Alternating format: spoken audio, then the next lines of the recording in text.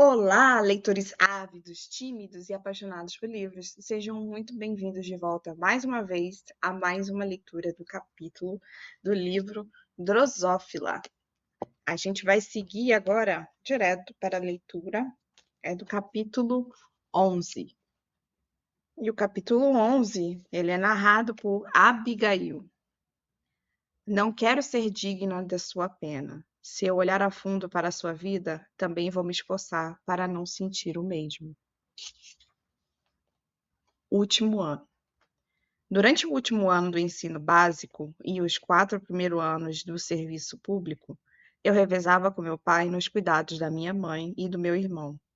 Não exigia esforço físico, era um cuidado de vigilância, vigilância psicológica.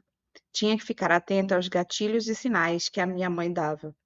E, com o passar dos anos, ela também reconhecia seus próprios sinais. Meu papel consistia em manter Sami seguro dos rompantes mais extremados da minha mãe. Aprendi a ser direta e calma quando ela estava em crise. Mãe, Samir mamou? Ela me olhou e o seu rosto parecia exausto, com olheiras profundas e a tez da sua pele sem cor. Seus cabelos estavam bagunçados de dias por estar deitada na cama por tanto tempo. O cheiro do quarto também não estava agradável. E eu sabia que aquilo era momentâneo, mas mesmo assim também me sentia exausta junto com ela. Minha mãe balançou levemente a cabeça num movimento quase imperceptível, mas que eu reconheci como um não. Naquele momento fiquei muito assustada. Samir não estava chorando de fome. Inicialmente havia achado que ele estava dormindo no berço. Minha primeira reação, depois do não da minha mãe, foi olhar seu pequeno peito, se ele estava se movimentando, indicando estar respirando. E mesmo vendo o movimento do seu cobertor subindo e descendo, meu coração não pôde deixar de acelerar no instante que um pensamento de morte passou pela minha cabeça. Sabia que, independentemente da resposta da minha mãe, precisava acordar Samir e checar seu estado de saúde. Os conhecimentos adquiridos no ensino básico, até aquele momento, e as orientações do meu pai me forçaram a isso. Peguei meu irmão no colo e olhei seu rosto pequeno e inocente. Ele tinha 4 meses de vida. O cheiro no quarto estava muito ruim, e até então havia atribuído à minha mãe e à sua incapacidade de tomar banho naquele momento. Mas era Samir. Sua fralda estava pesada e havia aumentado de volume. Tinha aumentado até o limite, até deixar que as fezes escapassem pelas bordas da fralda, que não era mais capaz de absorver mais nada. Samir tinha fezes até as suas costas, por dentro de sua roupa. Coloquei ele em cima do trocador e estudei por um momento se tirava a roupa por cima, passando pela cabeça e sujando-a também com fezes, ou se arriscava tirar por baixo e minimizar o estrago. Optei pela segunda possibilidade, mas tive dificuldade em fazer isso. Então peguei uma tesoura e vagarosamente comecei a cortar sua roupa. Cortei na altura dos ombros e no meio, do peito para baixo, até abrir completamente a roupa. E a mesma permaneceu em cima do trocador depois que peguei Samir novamente pelas axilas. Segurei mais firme, abaixei lentamente e coloquei no chão do quarto. Lembrei das palavras do meu pai quando segurei meu irmão pela primeira vez. O chão é o lugar mais seguro para deixar um bebê. Ele disse rindo em seguida. Não tem lugar para onde cair.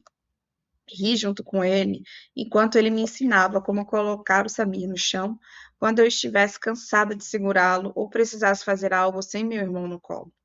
Precisava encostar vagarosamente a cabeça no chão. Ela é muito sensível e mole ainda. Ainda não consegue proteger o cérebro de pancadas como o nosso crânio. Levantei e recolhi as peças de roupas, junto com a fralda, e a joguei no lixo. Fui até o banheiro e enchi o pequeno ofurô do meu irmão com água morna. Ele deixava Samir seguro e mantinha sua cabeça longe da água, além de ser uma posição mais cômoda para eu acordá-lo. Assim que a água tocou nos pés de Samir, ele despertou. E também rapidamente a água ficou suja, à medida que ia mergulhando seu corpo no furor, pois ainda tinha restos de fezes grudados em suas costas. Decidi que tiraria as que ainda restavam na toalha e depois resolveria a partir daí. Comecei a falar com Samir que, A maninha vai preparar seu mamá. Não, não, não precisa chorar mais. A maninha chegou. Só precisamos colocar uma fralda sequinha em você primeiro, está bem? Sim, sim, tudo vai ficar bem. Tudo vai ficar bem. Calma. Shh, shh, shh. Agora sim, vamos para a cozinha. Mas Sami estendia seus braços para minha mãe. Olhei para ela e ela começou a chorar enquanto olhava para Sami. Conseguia ver em seus olhos um misto de impotência e tristeza. Apesar de estar brava com ela, por eu ter que fazer o que ela deveria fazer, me peguei sentindo o mesmo que ela, exaustão. E percebi que não havia culpados, apenas a situação que era deplorável. Toquei de leve no pé da minha mãe e levei Sami para mais perto. Ele logo começou a puxar a roupa da minha mãe, procurando pelo seu seio. Olhei nos olhos da minha mãe e vi que ela se esforçou para dizer que sim, que ia amamentar Sami. Vou buscar um copo d'água e alguma fruta, está bem? Minha mãe sorriu e seus lábios ficaram brancos de ressecados, enquanto ela passava uma de suas mãos em meu rosto. Ela tentou falar, mas nenhum som saiu. Vi apenas o movimento de seus lábios dizendo: Sinto muito, eu amo você. E com muito esforço da minha mãe, vi ela sorrir para Sami e oferecer seu seio, com ele ainda deitado na cama. Era o que ela conseguia fazer naquele momento. Respirei fundo e saí do quarto. Vi que tinham frutas frescas no corrimão de subida para a estufa. Colhi alguns morangos e uvas, lavei-os. Separei alguns para minha mãe e os outros coloquei na geladeira. Peguei um copo de água com canudo e voltei ao quarto. Minha mãe bebeu a água e foi oferecendo uma fruta de cada vez, e depois mais água, até ela se sentir um pouco melhor. Ela passou novamente a mão em meu rosto e disse: Obrigada, Abby. Você é um amor. Pode ir, e estou um pouco melhor. Sei que tem aula em alguns minutos. Vou ficar bem, vamos ficar bem. Pouco antes da minha aula prática acabar, minha mãe havia tomado banho, arrumado o quarto e estava na cozinha preparando um lanche para mim e para ela. Não havia almoçado, estava com muita fome. O cheiro de pão assado no forno me fez salivar durante a aula. Era assim que eu sabia que a minha mãe estava de volta. Durante os anos iniciais de meu serviço público, meu pai estava tentando se adaptar à nova rotina de casa. Depois de muito insistir em continuar o seu trabalho de arquiteto, a realidade o forçou a seguir um novo rumo em sua carreira profissional, um em que ele pudesse estar mais presente e que fosse de seu agrado. Foi quando, inesperadamente, ele anunciou que faria algo que iria fazer desde sua adolescência.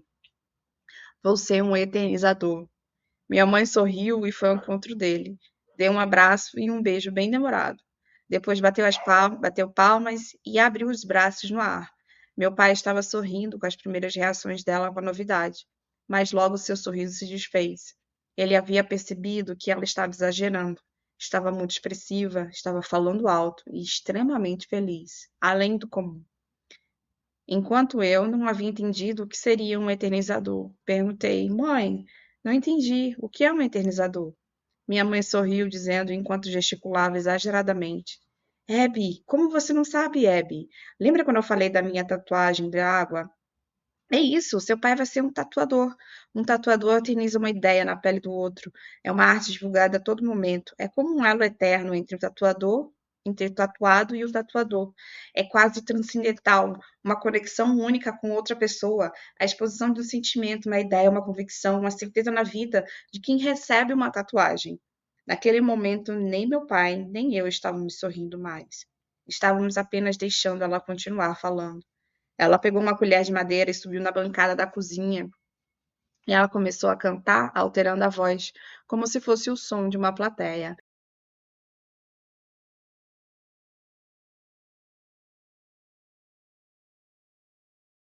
Al bateu novamente palmas e inclinou em reverência ao público. Isso me lembrou dos momentos divertidos da minha infância, aqueles em que fazíamos coisas exageradas e sem sentido. Me sentia livre e feliz para ser e agir como quisesse. Era divertido quando eu era menor, mas naquele momento não era mais. A reação da minha mãe, que antes despertava alegria no meu interior, passou a suscitar raiva, revolta, depois exaustão e, por fim, melancolia. Eu estava crescendo e, apesar de amar muito a minha mãe, estava cansado. A intensidade dela era cansativa. Lidar com os extremos era exaustivo. Sentia que precisava de novos ares, que precisava sair de casa. E essa oportunidade de mudar de cidade veio em um ótimo momento. Pai, preciso conversar com o senhor sobre a minha transferência para a capital. Meu pai meneou a cabeça e esboçou um sorriso forçado. Vamos ficar bem, Abby. Sempre damos um jeito. Você sabe disso.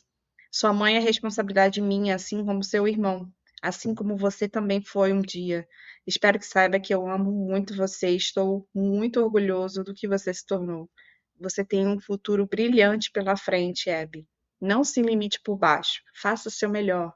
E de vez em quando venha nos visitar, ok? Não pude deixar de me emocionar com as palavras do meu pai. Comprimi meus lábios e as lágrimas escorreram dos meus olhos. Havia sido designada no meu último ano de serviço público obrigatório para trabalhar na capital. Lá não era um lugar fácil. Naquele lugar estávamos melhores em relação ao conhecimento e ambição. Pessoas que tinham grandes metas de vida, pessoas que agiam no limite psicológico, físico e legal para conseguirem o que queriam, para conseguirem se destacar. O mundo, depois da Grande Depressão, estava cheio delas. Elas pensavam de forma racional, tinham uma forte resiliência, não desistiam, mesmo que isso pudesse custar a vida de outra pessoa. Nunca se deprimiam. A teoria de Enzo explicava bem a situação. Para esse perfil de pessoas, os obstáculos eram facilmente eliminados do caminho. Eu sabia que não seria fácil servir naquele lugar, mas estava disposta a completar o meu tempo de serviço e seguir para o ensino complementar. Eu precisava concluir os 5 anos. Era uma condição essencial para poder cursar o ensino complementar. Pensei, são apenas 12 meses. Assim que eu cheguei na capital, fui recebida muito bem pela Gael Botosa, uma mulher jovem e cheia de tatuagens. Os desenhos em sua pele tinham traços finos e delicados. Ela era pequena e magra, mas chamava atenção pelos traços em seu rosto e eficiência dos seus movimentos. Com um sorriso cativante e atraente, escutei ela falar sobre a dinâmica da capital. As regras são importantes, mas não são imutáveis. Elas passam constantemente por refinamentos a cada nova perspectiva de contorno, de distorção delas. Então, você será frequentemente instigada e testada em relação a isso. O grande lema é: pense diferente e mude o mundo. Seu alojamento será o mesmo que o meu. Iremos dividir o mesmo apartamento. Qualquer dúvida é só me perguntar. Sorri, abri a boca, mas fechei em seguida. Estava curiosa quanto à idade dela, pois ela parecia bem mais jovem do que eu. Ela notou e sorriu de volta. Te entendo. Tenho 15 anos e você 20. Terminei o ensino básico com 12 anos. Como ainda precisava de experiências humanas para seguir com as minhas pesquisas, decidi que precisava passar os meus 5 anos de serviço público na capital. Isso é mais comum do que você imagina. Os formandos, quando são muito jovens, são enviados à capital para os 5 anos seguintes. Olhava para Gael, boquiaberta. Seus pais moram aqui? Ela simplesmente respondeu: Não, não moram. E eles atrapalhariam meu desenvolvimento intelectual. Antes de ser alocada aqui, estava começando a sofrer com as regras que eles acreditavam que eram boas para mim, mas elas estavam apenas me limitando e decidindo por mim quando eu já era plenamente capaz de decidir por mim mesma. Sei que parece confuso no começo, mas nem todos são cruéis, como a fama da cidade. Minhas palavras saíram em continuidade aos meus pensamentos. Achei que só haveriam psicopatas e sociopatas. Ela respondeu: muitos deles são, a maioria, mas eles precisam de um equilíbrio. Senão destruiriam o planeta para conseguirem o que querem e nem se dariam conta disso. Eles precisam de pessoas que sintam por eles e que possam estar abertas a demonstrarem isso com franqueza. Pessoas que pensam fora da caixa. Somos estimulados por eles. Ela tocou de leve meu braço e continuou falando. Não precisa ter medo. Eles são muito gentis e generosos se for do interesse deles. Dificilmente você notará a diferença. Não podemos rotular nada nem ninguém. Isso é discriminação. Essa é uma das regras que não foram alteradas, somente ampliadas. A segunda regra é, sempre, sem exceções, deve ser mantido o ambiente nativo e natural, no curso normal da natureza, sem acelerar ou retardar, seja por extinção ou por proliferação, independentemente da solução apresentada. Balancei a cabeça em afirmação por conhecer essas regras, sei o que significa.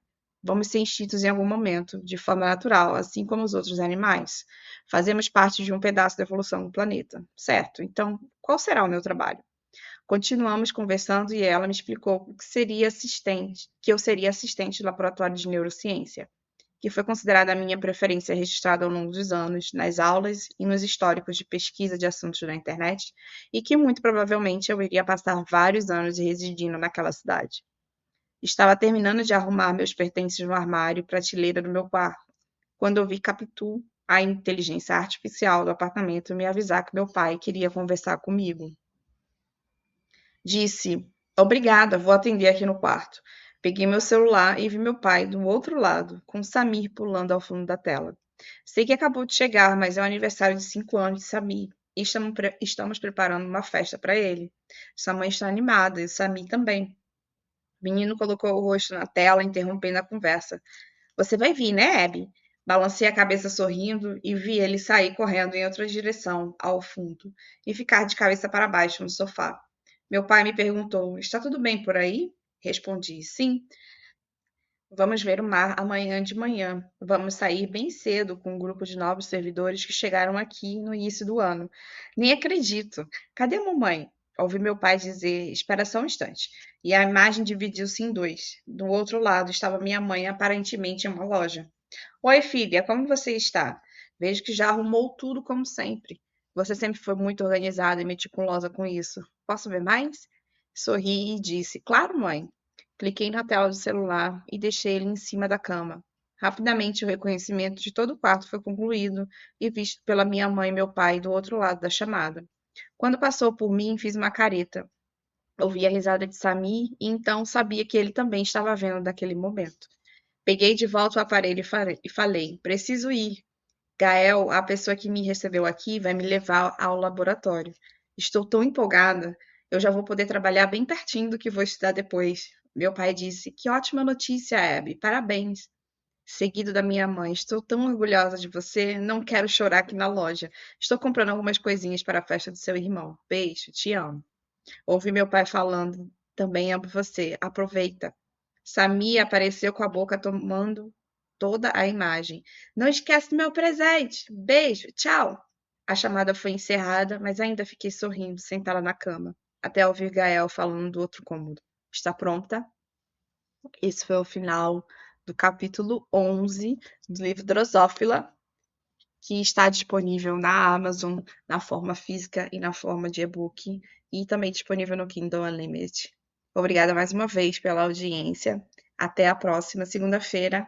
Tchau!